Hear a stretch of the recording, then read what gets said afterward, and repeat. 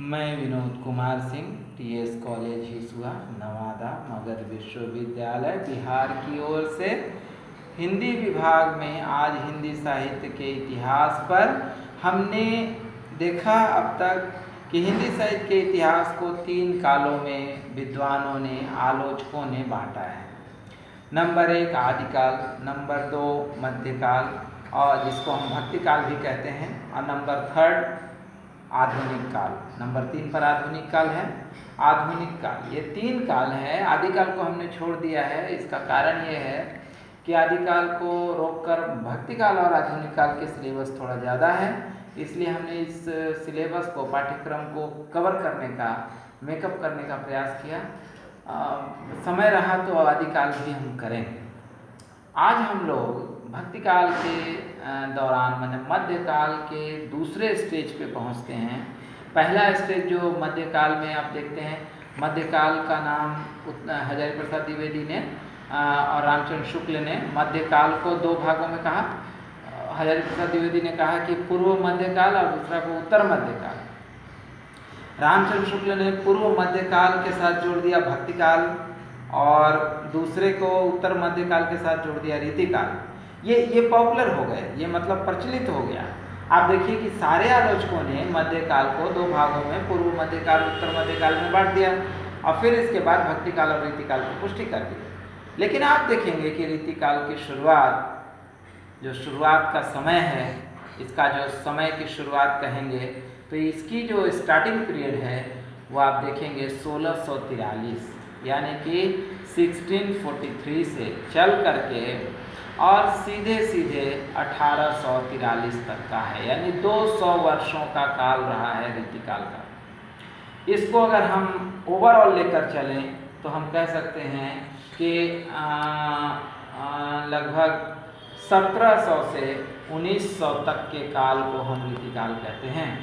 1700 से 1900, 1700 टू 1900 के काल को हम रीतिकाल कहते हैं। इन 200 वर्षों के काल में आप पढ़ेंगे या समझेंगे, जैसे बहुत विशेष चीज़ें हैं कि रीतिकाल का नामकरण। हम लोग पहली क्लास जो कल छुट्टी है विश्वकर्मा पूजा की, इसके बाद हम लोग परसों जब मिलेंगे तो परसों हम लोग बातचीत करेंगे कि रीतिकाल के नामकरण पर बातचीत परसों करेंगे हैं। और उसके आगे देखिए तो हम लोग बात करेंगे कि आखिर रीतिकाल के नामकरण पर जब बातचीत हुई है तो फिर रीतिकाल में कितने प्रकार की रचनाएं हुई, यानी कविता हुई, कितने तरह के कवि हुए, इनकी विशेषता क्या रही, पूरे रीतिकाल की विशेषता क्या है, इसका मूल उद्देश्य क्या है, इन सारी चीज़ों पर हम लोग बातचीत करेंगे। लगातार बातचीत होती रहेगी। समय मिला तो हम लोग आधुनिक में प्रवेश करेंगे जल्दी से और आधुनिक को कवर करेंगे।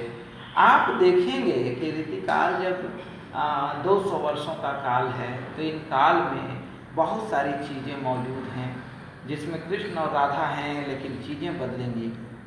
भाषा ब्रज तो है लेकिन अवधि गायब हो जाएगी।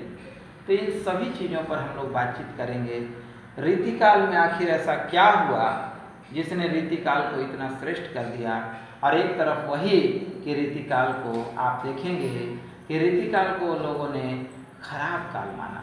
खराब काल मतलब कि ब्लैक डे, इसको कहा कि ये सही समय नहीं है।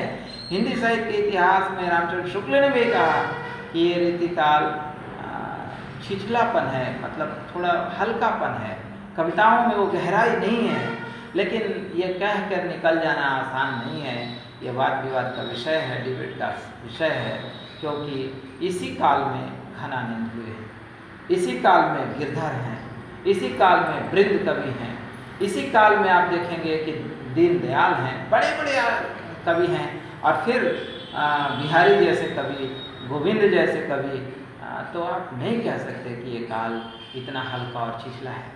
हाँ, ये ज़रूर कह सकते हैं कि ये विलासितों का समय देखा जाए, क्योंकि राज दरबार फिर से उपस्थित हो रहा है, दरबारी कविता हो रही है, राजा को खुश करने की प्रवृत्ति है, असरफी घोड़े हाथी जमीन पा लेने की। जब आपके मन में लालच लोभ आ जाए तो आप ट्रैक से भटकते हैं, आप पटरी छोड़ देते हैं, ऐसी स्थितियाँ थी, क्योंकि फिर आपको लगता है जितना जल्दी मुझे सब कुछ मिल जाए, जो हम सोचते हैं वो सब हमारे पास हो।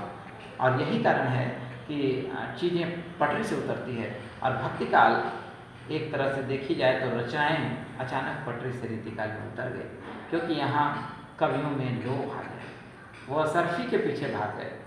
आज भी आप देखिए कि लाल किले में अगर तय हो कि लोकसभा में या राज्यसभा में कविता पढ़नी है, तो हमको लगता है कि 2-4 कवि अपने पैर हाथ तोड़ लेंगे जल्दी पहुंचने के चक्कर में। ये समय का परिवर्तन है।